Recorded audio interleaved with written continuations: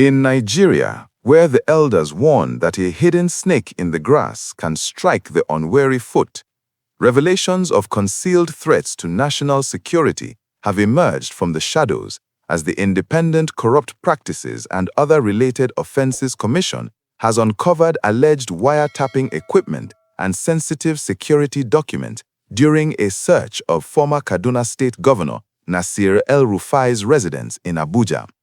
This discovery, detailed in recent court filings before the High Court of the Federal Capital Territory, forms part of an ongoing investigation into corruption allegations against the former governor, who is currently challenging his detention and seeking to enforce his fundamental human rights. The items recovered include electronic magnetic devices purportedly capable of intercepting private conversations and documents from various government security agencies that could potentially compromise national security if misused. The search took place on February 19, 2026 at El-Rufai's home on number 12 Mambila Street in the Aso Drive area of Asokoro District, with his wife Hadiza Isma El-Rufai and son Mohammed Bello El-Rufai present as witnesses. This na confirmed street news. Na waiting we hear with a report, but be sure say na confirm.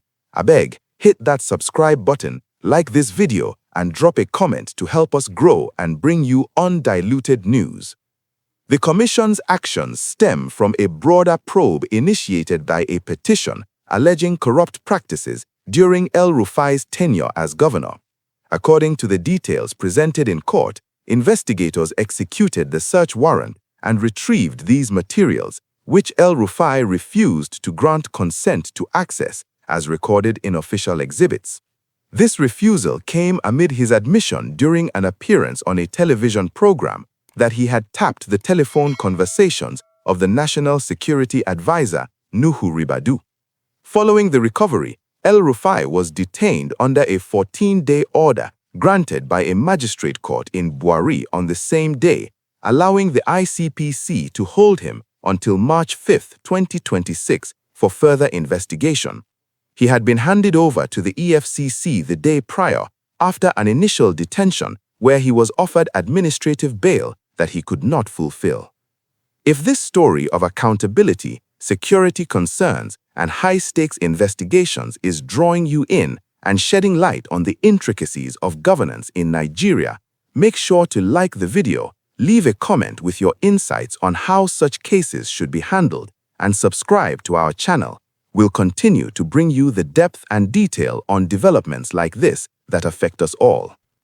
To understand the significance of this event, it's helpful to step back and consider the role El-Rufai has played in Nigerian politics and the context of anti-corruption efforts in the country. Nasir El-Rufai served as the governor of Kaduna State from 2015 to 2023, a period marked by ambitious infrastructure projects, educational reforms, and controversial policies on urban renewal and security.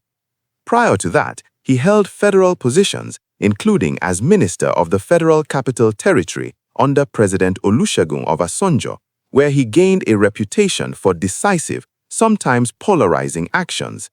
The ICPC, established in 2000 to combat corruption and related offenses, has been increasingly active in probing former officials, reflecting a national push to recover misappropriated funds and ensure transparency in public service.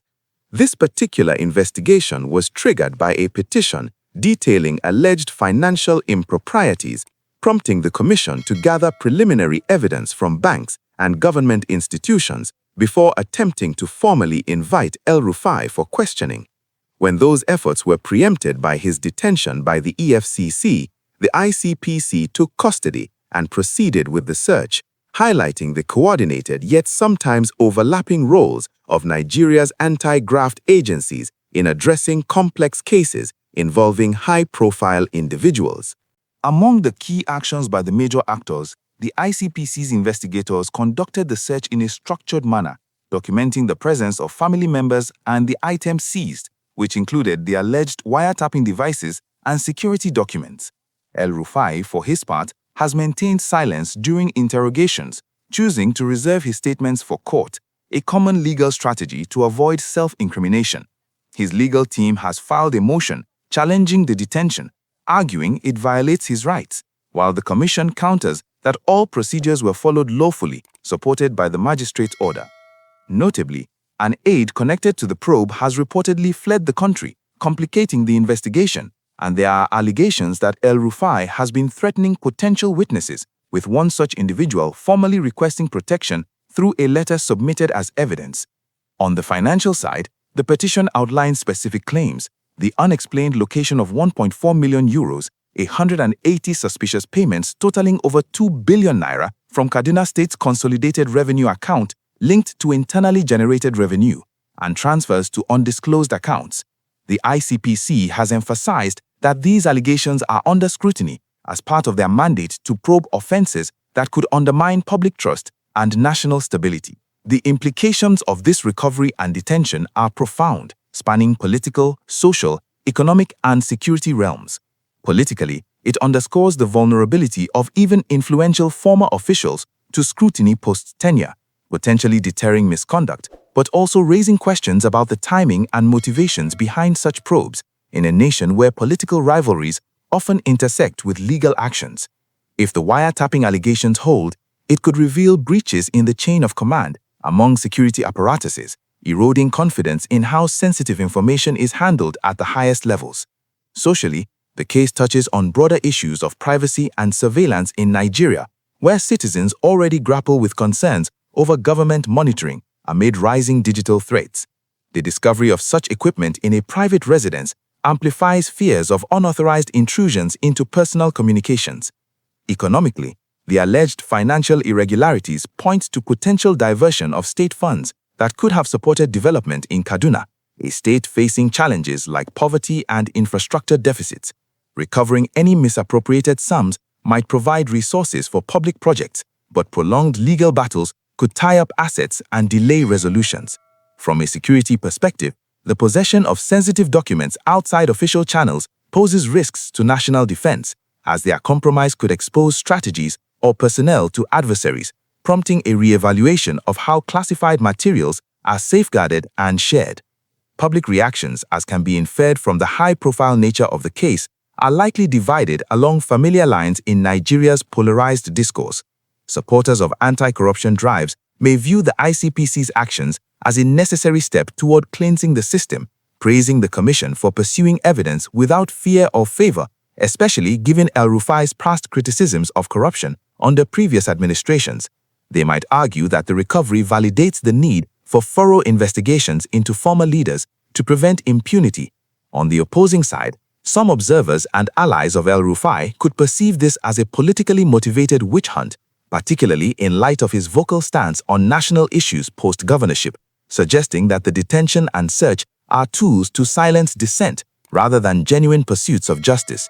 The involvement of family members as witnesses during the search could fuel narratives of overreach, with concerns about the impact on innocent relatives. Broader perspectives from civil society could call for transparency in the process to ensure that evidence is handled credibly, avoiding perceptions of bias that have plagued similar cases in the past. Looking ahead, the expiration of the 14-day detention order on March 5, 2026 will be a critical juncture.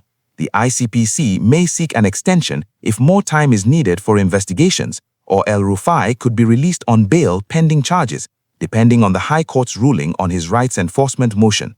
If formal charges are filed, the trial could delve deeper into the financial allegations, potentially leading to asset forfeitures or convictions that set precedents for accountability. The fled aide's absence might prompt international cooperation requests to track them down, while witness protection measures could become central to building a solid case. On a larger scale, this could influence ongoing reforms in Nigeria's anti-graft framework, encouraging stricter protocols for handling security documents and monitoring financial flows in state governments. If the wiretapping equipment is forensically analyzed and linked to unauthorized activities, it might trigger internal reviews within security agencies, aiming to plug leaks and enhance data protection. Ultimately, the resolution of this matter will test the resilience of Nigeria's institutions in balancing justice with due process, potentially shaping public perceptions ahead of future political cycles. As we conclude this in-depth look at a case that intertwines corruption probes with national security concerns, reminding us of the delicate threads holding our governance together, if you've appreciated the balanced breakdown, give it a like, share your thoughts in the comments on the role of anti-corruption agencies, and subscribe for more investigative narratives. We are dedicated to keeping you engaged with the facts that drive meaningful conversations.